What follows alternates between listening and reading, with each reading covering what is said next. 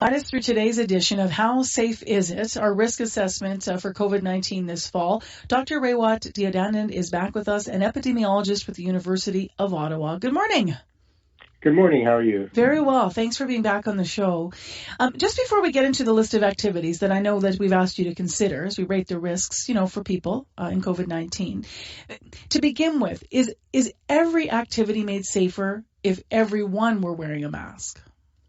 Yeah, why not? It does make everything safer. Not perfectly safe, but safer. Okay. I mean, some things you can't wear a mask for, like singing or swimming or playing trumpet. But yeah, in general, yes. And it would be everyone, though, because if you have half people wearing masks and half the people don't, what's the impact of that? Still beneficial? It's not as good. You want the majority of people to wear a mask. So there is a threshold. I forgot what the number is, depending upon which models you look at. But it would be nice if everyone were, but we don't need absolutely everyone. The idea of wearing a mask is when scaled up to the population level, if enough people wear it, then the transmission rates drop significantly such that the disease does not get passed on a lot. It will not reduce it to zero, but it drops it significantly. So we're told to wear masks where physical distancing is not possible. What does it mean if masks are mandatory? So we have some grocery stores, for example, where they're mandatory. Does it mean that people can be going about their business as usual? Because a concern was raised here last week that a woman was on talking about being in a store, a Winnipegger. She said it seemed that everybody, because masks were mandatory, was just all of a sudden packed in there really close. She was quite uncomfortable. What's your advice around that? My advice is it should not be business as usual. It doesn't mean that masks take the place of distancing. It's just an additional layer of protection in case distancing cannot be perfectly enforced. So no, you should not be leaning over someone and reaching for that grape because they happen to be in the way simply because you're wearing a mask. The masks, what they do is they are a windbreak over your nose and mouth, so they reduce the distance that the droplets can travel, but it doesn't prevent the droplets from traveling. Right? So if you're face-to-face with someone with a mask, you're still probably going to get a dose of their droplets on you. It's just that if you're a few feet away, the droplets will fall or we prevent it from being transmitted that distance. So yeah, it's definitely not business as usual. Definitely keep your precautions and be standoffish still, unfortunately. Let's go into our list, if that's okay. I know we sent you a list of activities, and I guess we'll go high, medium, or low risk at this from your perspective. Okay. I'm actually going to start with Halloween. I know it's the furthest away. I know we've had our public health officer here in Manitoba say that it likely won't go ahead as we've known it. He's yet to say exactly, what his thoughts are. What are the risks of COVID-19 if we had Halloween sort of door to door, just the way we've always done it?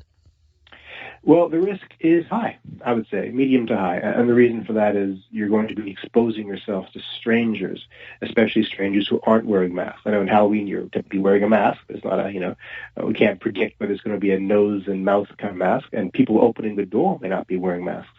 So it's the number of exposures you're getting that is the challenge. My recommendation for Halloween is, go out, dress up, see other people dressed up. You don't have to go door to door, but if you want to, keep a distance from the door, and I think people should be like throwing candy at kids or leaving vats of candy outside at a distance so that people can access it themselves. We have to modify the ritual, as it were, to prevent exposure. So there's some suggestion about having, Halloween out of the trunk of the car or something like that. Why would that be a higher risk than if I went through a drive-thru and picked up food, for example, right? Trunk of a car. You mean having the candy in the trunk of a car? Yeah, like portable. So you're not going door to door, but there'd be some sort of area where you could, gather and people could reach in and get candy. Yeah, that's okay as long as you're not near to people. Like some people are concerned about the actual candy itself or surfaces being vectors of transmission. With this disease, really, that's not that big a deal. Surface touching isn't that big a deal, to be honest. So I don't consider that to be a high-risk endeavor. Okay, so droplets. Let's keep remembering that. And aerosol, yeah. So let's talk about school where COVID-19 has been detected. When you look at high, medium, or low risk. Okay, it depends on how many cases were detected and the nature of the school. So if the school has good air ventilation, for example, and a cohort effect, like small class sizes and people not interacting as much, then the risk is low to medium. But if a school is not well maintained, that the windows are sealed shut, that the ventilation system is not modern, and if students haven't been cohorted, then the risk goes up to being high. All of that is predicated on the community transmission rate. If the community rate is really low, then the school is probably safer. What about the school bus or any public transit bus in terms of COVID-19 transmission risk? It's medium, and that's because of the size of the bus, a number of people in it, and how much people are moving around. Again, if procedures are unrolled on the bus, like everyone sits, no one walks around, everyone has the same seat all the time, sit next to the same person all the time as you might in a school bus, the risk comes down significantly. Should you open the windows on the school bus? You're talking about ventilation a lot. Yeah, if you can, if the weather permits, I think so. Kids hockey camp, just using hockey, could be any sport, but I will use hockey specifically. I think a lot of parents are sort of wondering, I'm seeing my kid in really close contact with a lot of other kids from all over the city. What are your thoughts on that? So hockey, it depends on the stuff you're wearing. If you're wearing a face mask, that's almost like a mask. So that reduces the risk significantly. It's the stuff that happens before and after the game. Like, are you gathering together? Are you going to the change rooms together? Are you showering together? That stuff is a higher risk. The idea is to avoid close contact with someone else's mouth. Now, sometimes in hockey, during the rough aspects of the game, the checking and so forth, you might be forced to be close to each other. But if it's a kids' game where there will be minimal contact and you're wearing face shields and face masks, I think the risk comes down significantly. So high, medium, or risk low to go to the movie theater? And you're physically distancing, but you go to the movie theater. I think it's medium, and the reason for that is the ventilation system. So the aerosol transmission is not insignificant. We don't know how much it's responsible for, but it's not zero. And it depends on the ventilation qualities of that theater and how long you're going to sit there. So this is all dependent upon duration and intensity of exposure. I personally would not be doing it right now. High, medium, or low risk for a choir or a church service with singing right now? If it's indoors, I think it's high. And the reason for that is singing produces more aerosol particles, a lot more. They linger in the air longer. So we do have some cases around the world of super spreading events being brought on by singing, like choirs and karaoke bars. So it's not a safe endeavor, unfortunately. Outdoor, yes. And really quite distant singing, like the other side of the room, maybe, but not traditional choirs. 8:21 a.m. We're in conversation with Dr. Raywat Deonandan, who's doing a fall round of activities. So we gave him a list, and he's assessing the different risks. He is an epidemiologist with the University of Ottawa. We have a lot of people writing to us at the morning show about restaurants. They've been to restaurants where servers are wearing masks. They've been to restaurants where servers are not wearing masks. What is the realities of some of the risks in the restaurants for us? Restaurants are a difficult one. So we're seeing some spreading events being triggered by restaurants. And I'm starting to think they're a greater risk than I originally thought. So I'm thinking they're medium risk. The problem is you want to avoid being face-to-face with someone's mouth. And what are you doing when you're eating with someone? You're face-to-face with someone's mouth. And you've got a stranger coming to your table bringing you stuff. And that stranger is not wearing a mask. Well, they're often face-to-face with you in their mouth as well. So the number of risks and exposure opportunities mount, which makes restaurant eating increasingly problematic. What about things like services, like having your eyes checked in an optometrist? Those are actually low risk, and the reason for that is those scenarios have been well protected. The service provider will have a gown on and a face shield and so forth. We'll do cleaning in between people coming in. There'll probably only be you there alone. The waiting room will be sequestered. So I think given all the procedures put in place to keep you safe, the risk there is quite low.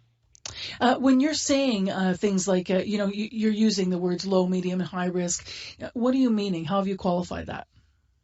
Good question. I'm not. I have no cutoffs in my mind, except I base on what I'm comfortable doing, what I'm comfortable advising my loved ones to do. Mm-hmm. But really, it's a probability of exposure. If your probability of exposure is less than taking a walk in the park or something, I say that's low risk. If it's akin to going grocery shopping at a place that you trust, I call that medium risk. Anything above that is high risk. So, that's why I judge it. The elbow greeting. This is an interesting one for me because we're not shaking hands anymore, but aren't you getting too close there? It's a little close. It's a little close. If you're not facing each other when you do it, it's fine. If you're leaning into each other's face, that's not good. See, the elbow greeting came about back when we were afraid of handshakes. We thought that this was transmitted a lot by touching. Yeah. So we avoided handshakes, which I don't think is necessarily going to really diminish transmission significantly. It's, again, avoiding having your faces close to each other. Just last, and this is a real fall question, and in Manitoba there's a lot of nervousness because it's about to get very cold in the next number of months, and we don't have choices but to go inside in this province in many cases. Is it better to limit the number of people you see or be vigilant with distancing and masks use? Can you help us through some of those gatherings we might be looking forward to this fall? Yeah, it's all about the number and intensity and duration of exposure. So if you're in, let's say, I don't know how to put this. If you're in a gathering with a large number of people, like maybe 15 well-distanced for 15 minutes, that's one thing. If you're with 10 people in a smaller gathering for like several hours, that's a higher risk. So there's some moving metrics there. In general, my rule is limit the number of people you're exposed to at every given time and make sure you're well-distanced.